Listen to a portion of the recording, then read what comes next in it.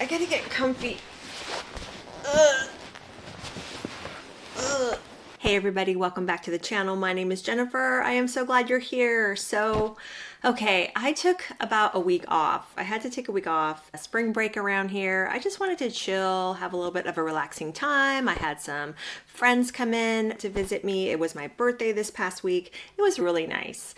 I also took part of the week to watch with love Meghan, the Netflix show.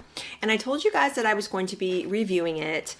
And I am going to be reviewing it for you in this video. I'm just kind of all over the place where this show is concerned. I cannot show clips. I'm sure if you've been following all of the reviews all over YouTube, Netflix is hardcore about not allowing anybody who is reviewing this show on YouTube to show clips. I can only show stilled photographs, and I'm going to go ahead and add those in the editing process, but it's unfortunate, and part of me thinks that if this show was getting really great reviews, that they probably wouldn't be so crazy about it. Creators just cannot show clips. They can't do certain things with this show because I think the crackdown is happening, and it is happening big time because I guess some people don't want people's honest feedback and criticism, but you know how I feel about Meghan and the way that she treated the royal family, although I try to be as fair as I can.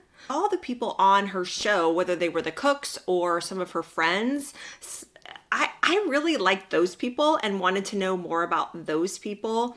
I kind of felt that she was bringing it back to herself so many times when she could have really talked in more depth to her guests about who they were, what they think, what they're about. I felt like everything was just so superficial.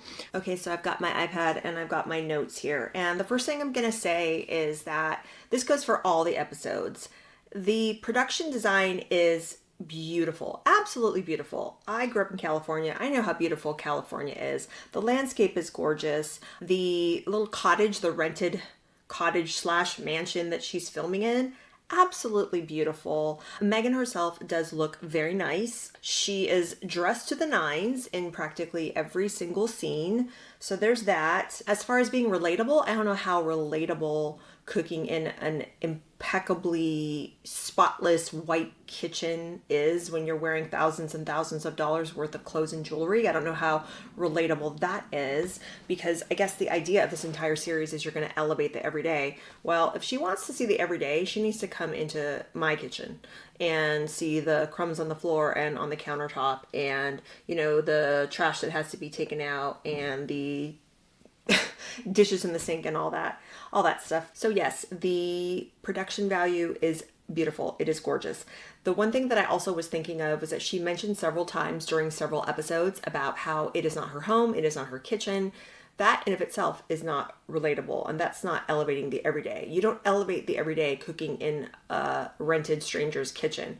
That was kind of weird to me. I really think that she would have done herself a huge favor if she would have actually let people inside her actual home to say, this is my home. People would have probably gotten a little bit more on board with that and given her some credit.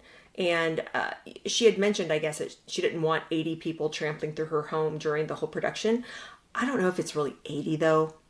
Maybe 10, maybe 15 max. But I mean, even if people did come in and make a little bit of a mess, they would probably clean up, and they would pay people to deep clean if there was anything wrong. But anyway, I digress there. So yes, it was absolutely beautiful, even though it was not her kitchen.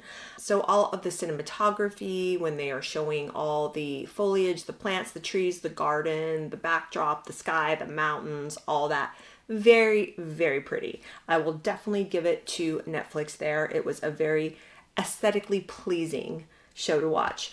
But for me, that's kind of where it ended. For me, what made this show particularly difficult to watch is I never really saw Meghan just take a breath, drop her shoulders, and just be herself. I don't know if we've ever seen herself. She is insisting that she is just trying to be relatable. She's trying to elevate the everyday, but I did not see her just relax. Whether she's by herself talking to us, the viewer, or whether she's got somebody there in her kitchen that's supposedly a dear friend that she's talking to. I never got the feeling that Meghan let her guard down with any of these people, because I noticed throughout the entire series that Meghan has a habit of not looking at the person that's talking to her. She doesn't look at them while they're talking to her, and she never really looks at somebody when she's talking to them. She's always staring up into the ceiling or making gestures like this. And yes, for example, when I'm making a video, sometimes but I just noticed that with her, it was all the time. And that's body language 101. That's something that you learn when you take a speech class in high school or in college. You learn to find a person or two in the audience if you have to speak in front of a group, and you look, you make eye contact. It shows that you're a real human person trying to relate to another real human person in the audience. And when you do that, they kind of let their guard down and you let your guard down. And I never got that feeling. And as far as the food goes and the recipes go, I actually didn't have too many issues with what she was showing. To me, she looks like a fairly competent home cook. But then again, I'm a fairly competent home cook. I know how to cook for my family. I know how to make a Thanksgiving dinner or a Christmas dinner. I wouldn't, however, want to be on a Netflix show where I'm talking to people about cooking. That is not really my area of expertise. I wouldn't feel comfortable, even though I do feel confident and comfortable in the kitchen. And I don't know if that makes sense, but I really felt like she's presenting the recipes and she's doing things. But you remember when she was rebagging those pretzels, she took store-bought pretzels and rebagged them into a clear plastic bag. Or she's talking about store-bought croissants and stuff. And she's talking about, it's just elevating the ordinary. It's just taking the simple things, and it's all about the details, and you can replate things and make them more beautiful, and it's not hard to do. And I'm thinking to myself, I don't know who this show is for, because if it's for the type of people that she hangs out with, those people have people to do this type of stuff for them. They can pay them. So they don't want to have to do this stuff. And if she's trying to market to people like me, I am not going to rebag pretzels. I'm not going to bang on and on about, oh, I brought store-bought croissants home, but I'm going to arrange them on a pretty platter in a basket or whatever it is, because it's just not feasible. If you want to be relatable, moms, especially moms that are super busy, whether they work in the home or outside of the home, we got stuff to do. And all this rebagging and replating and like elevating the ordinary with all of these vegetable platters and different things that she's doing, it's just more stuff for us to wash afterwards and like to take down after. And it just seemed like it was just superfluous. It wasn't necessary. And I don't know, to me, it kind of feels like she's pointing out that it's not that difficult to do what she's doing. She's pointing it out as if to say, almost as if to ward off the criticism of the people that are going to tell her that this is completely mundane and ordinary. What are you doing? Because she's constantly throwing out that disclaimer to us that, yes, this is just super simple. Anyone can do it. It's super simple. Anyone can do it. Well, if it's super simple and anyone can do it, why do you have a Netflix show about it? It's so strange. And I just really wish that it wasn't so stilted. And maybe if she would look at the camera and talk to me a little bit and give a little bit more explanation for things that she's doing. Like even with the whole bath salt debacle. I mean, I came home today and my mom was watching the Sidley twins, and she had the TV paused on the video, and the Sidley twins had a picture of the Daily Mail website where they were talking about the risks of the bath salt recipe, and they had my picture in the article, and it said esthetician, something like experts warn about this recipe, and I'm just like, oh my gosh. But it's just like, I mean, even if she would have just looked into the camera and said, this is what I'm doing, this is what you have to do as far as 2 tablespoons here, 2 drops here, 8 drops here, 10 drops here, just something. Give us a little bit of explanation. If something is super, super simple, that's cool, but you can give us a little bit more detail, just a little bit more to help us out, but she didn't seem to want to do that. It really seemed like she was way more concerned with how her hair looked, how her outfits looked. Another thing I noticed was she would be in the kitchen and she would be prepping for a guest, and she would look really nice, perfectly acceptable. Hair, makeup, whatever. Sometimes she had the hair all hanging and, everyone's talked about that. Hair in the food, hair salad, gross. But sometimes she had her hair pulled back. But point being, she always looked nice and she looked pretty. But then she would say, okay, now I've done all this to prepare and now I have to go freshen up. And I'm thinking, you're pretty frosh. You're pretty frosh already. 3 outfit changes in one day is not relatable. I mean, I don't know. She just has a stiffness that is palpable, and it's hard to look away from, and it's hard not to feel it. And one thing that I did notice was she's barefoot a lot in this show. And I don't know why she's barefoot, if she's trying to communicate to us that she really is a laid back Californian, because she always talks about when she met William and Catherine for the first time, she was barefoot, which, okay, so you dress to the nines for a Netflix show in thousands of dollars worth of clothes and jewelry, but you're going to have ripped jeans and barefoot, like whatever it was she said she was wearing when she met them, but you're going to wear that to meet the future king and queen of England. Not that I think that William and Catherine said anything. They don't seem like the type of people to ever make anybody feel less than. But still, she's dressing up for a fake TV show, but not when she's meeting her brother and sister-in-law, future brother and sister-in-law, people that are going to be in her life and in her future children's lives. It just, none of it makes sense. A lot of the things regarding this show, we all know what is being said, and we're all echoing the same things because, they are presenting themselves in a really huge way. People just really don't feel like there's anything extraordinary about this show. There's nothing new being presented. All the ideas feel dated, 15, 20 years old. There's nothing really that is supposedly elevating our ordinary lives. And that's supposedly the premise of this show, is that she wants to elevate the ordinary. I didn't really learn anything from Meghan herself that I didn't feel like I already knew or couldn't just find out with a quick 5-second Google search.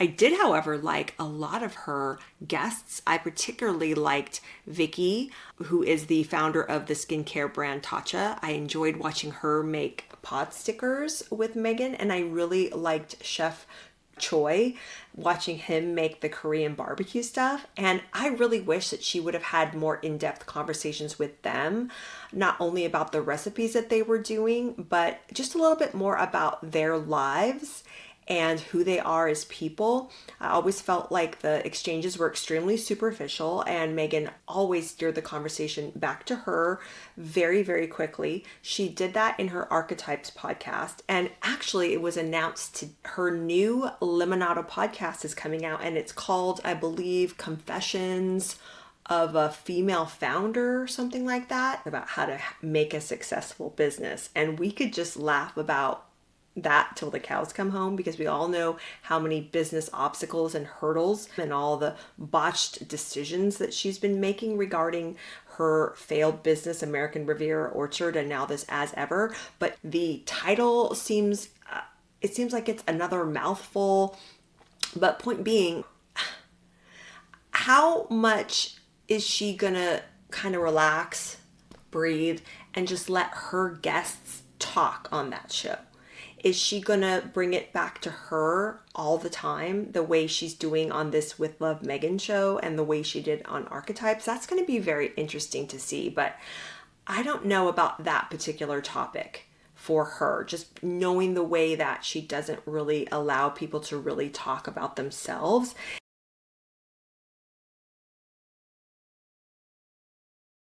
One more thing I'll say about this new Confessions of a Female Founder podcast that's supposed to be coming out next month. This topic would have been fantastic for her to maybe tackle as her first podcast idea, because now I don't really know how well it's going to be received, knowing everything we know about this woman. I've been following the family for a long time, so I pretty much knew what her and Harry were about when they arrived stateside in 2020. But the American public did not really know about a lot of the chaos and controversy and bad blood that they were fostering in the British royal family at the time. She was still relatively new to the American audience, so that was when they were in there still, we're going to be the next Will and Kate, but stateside, and we're going to be these humanitarians. And that's when she was in her I'm going to preach to the people mode. And that was when everything really started to sour for her. And now with her doing this, I don't know if she can make that jump, because I don't think that people are going to want to hear about her business advice, knowing about her what we know now. And we all know that she doesn't really let a lot of people talk.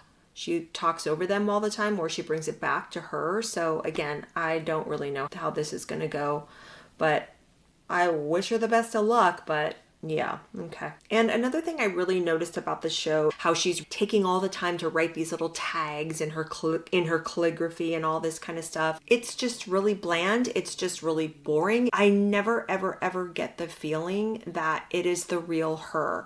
And I know that she's hyper aware of the criticism. I know she's hyper aware of the things that people say about her. And I know that she's trying to counter that in the way that she speaks, in the tone of her voice, all of it. If you'll notice in the show, she whispers a lot.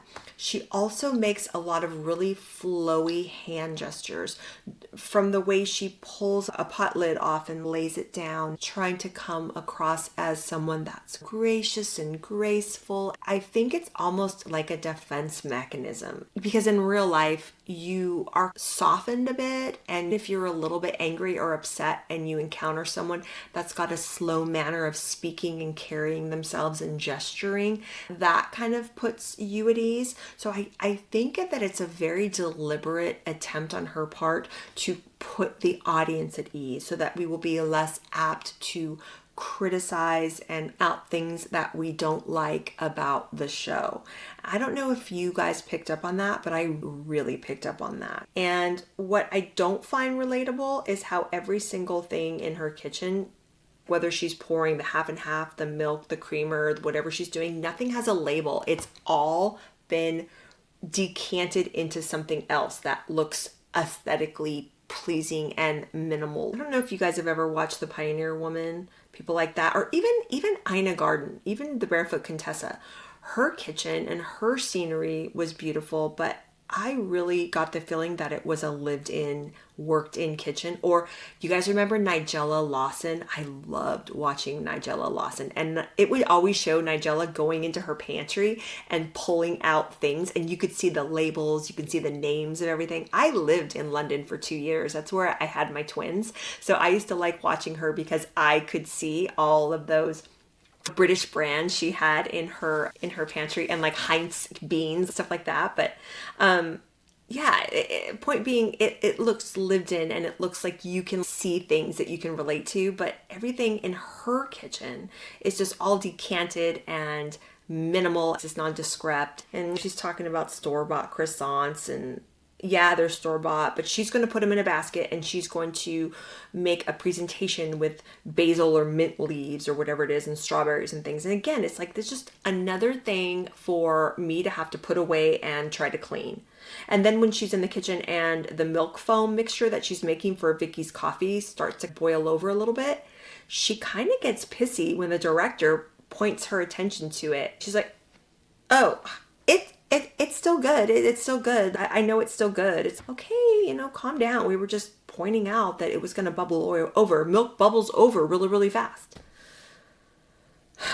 And then she's dancing in the kitchen again. And the other thing I wanted to point out, in all of the episodes, the music is a character in the show. There's constant songs. A lot of them I noticed are from Motown. A lot of them are the real authentic songs. So, obviously Netflix has access to an extensive music library, and they have permission and the money to use those songs. But Maybe I have to pray on this and work on this for myself, but I could just remember feeling really angry when I was watching the first few episodes because of all the good songs and all the good music that was in it. And I'm thinking to myself, super, super talented content creators here on YouTube don't have the money and the access to this type of stuff to make their productions really pop with songs from the original artists. We don't have the money for that. We don't have the permissions to that. There's no way we could. And then you've got this show, yet she has access to that. I just felt like it's not fair. It's just not fair. People with talent, cooks with real talent, don't have access to this type of stuff. The other thing I noticed is that when she's presenting this harvest basket to Vicky, and it's a little packet of eggs from Archie's Chick Inn, and I'm thinking to myself, didn't she get into a huge kerfuffle with the cooks at her wedding? Because she could have sworn that she could have tasted eggs in some of the dishes. It was this huge thing that a lot of reporters were talking about back in the day. But now it seems like there's eggs in practically every single episode here. So that's what I mean when I say that I don't know if we will ever get a glimpse into the real Meghan, because she's such a chameleon. She changes all the time according to, I guess, whatever version of herself she's trying to sell you at the moment. She didn't even necessarily even have to show us all this cooking stuff and all this aesthetically pleasing stuff that she's trying to show us and impress us. She could have done what Jada Pinkett Smith did on that round table talk or whatever that Jada show was, where she just sat and she just talked. Now, Jada Pinkett has a lot of detractors and a lot of people that don't like her, but one thing you can hand it to her for is she'll sit there and she'll really tell you what she thinks. I personally don't agree with the majority of the way that she treats people or what she says. When Jada's sitting there talking about her life and stuff that she thinks about, she's giving her authentic self to somebody, love her or hate her. But we do not get that from Meghan. We don't. And that could be the biggest gift that you could give somebody. Just be present and be real and honor the person in front of you. And that is not what we're getting here. A lot of stuff in there that's super, super boring. The food to all that. We could criticize that until the day is long, but just watching those exchanges between her and a lot of her so-called dear friends on that show was just upsetting and unsettling for me. I'm not sure if I'm going to be talking about this show anymore. It is emotionally exhausting sometimes to watch her. It was a bit like watching paint dry, and thank goodness Netflix had the speed where you can go faster, because I was watching the majority of that show at 1.25 and at some points 1.5. It was a lot, but I love you guys and I will do a lot for you. And again, I've said it before, I'll say it again. If you need a palate cleanse from Meghan, I would really encourage you to watch my Joan Crawford series. I am reading Joan Crawford's book, My Way of Life. I've already put out chapters 1 and 2. Now, if there was any woman that needed her own Netflix show, it was this woman. And love her or hate her, you could never accuse Joan Crawford of being inauthentic. This woman was unabashedly herself, and I have found her absolutely fascinating. She is a lot more fascinating than what Meghan is giving us in this Netflix show. The views are really, really low. I would love to see them climb up a little bit. I worked really hard on them, and I think you will enjoy them, and I think that you will really enjoy Joan. So thank you so much for spending this time with me. God bless and take care.